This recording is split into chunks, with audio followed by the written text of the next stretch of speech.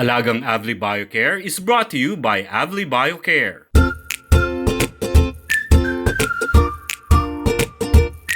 Good morning mga Agri TV! Ito po muli ang iyong millennial vet friend na si Doc Dandy para sa Alagang Avli Biocare.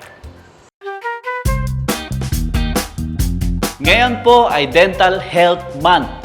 Kaya naman dental health ng ating mga pets ang ating pag-uusapan. Bad breath na ba ang inyong mga alaga? Kahit anong toothbrush ay may amoy pa din. Kailangan natin pag-usapan yan. Pero ano nga ba ang mga signs nito?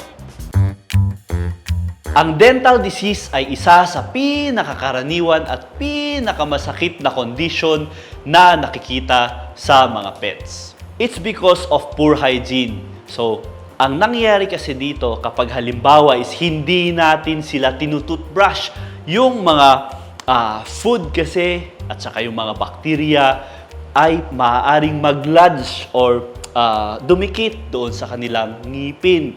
Kaya yun yung term na magde-deposit ang plaque. Yun. At the same time, kapag in a matter of days or months is pwede siyang tumigas.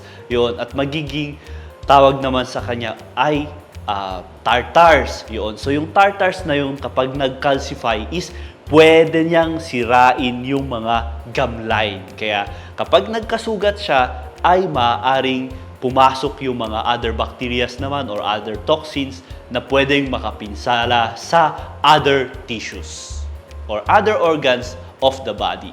Ang mga signs nito ay number 1 is bad breath or yung tinatawag na halitosis. Pero in severe conditions is kasama na din dito ang drooling, yung para siyang naglalaway.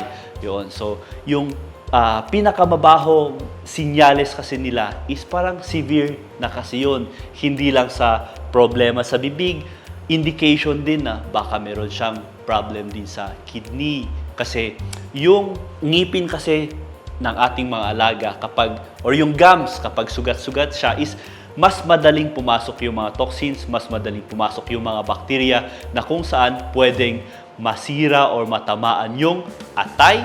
Yung pinaka-main dyan is yung puso, yung kidney, at saka yung mga other organs.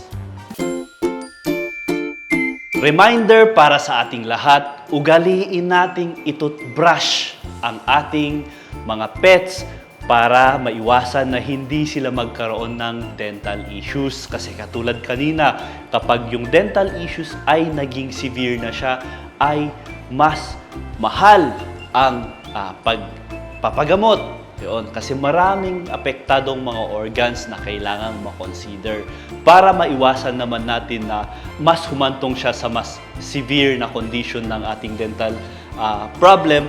Kaya meron namang mga products na pwede tayong ibigay para sa simula pa lang ng pagkakaroon ng dental plaques ay hindi na siya magtuloy or humantong sa mas severe na condition. So, merong Vet Activate ang Avli Biocare na pwede nating gamitin sa ating mga pets para maiwasan din na yung kanilang mga bibig ay hindi na siya magiging mabaho.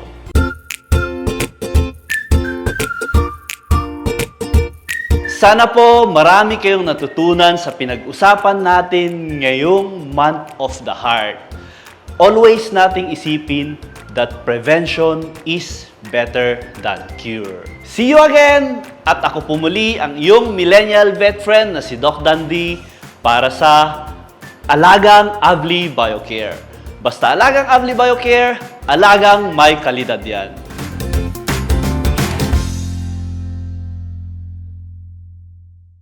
Alagang Avli Biocare was brought to you by Avli Biocare.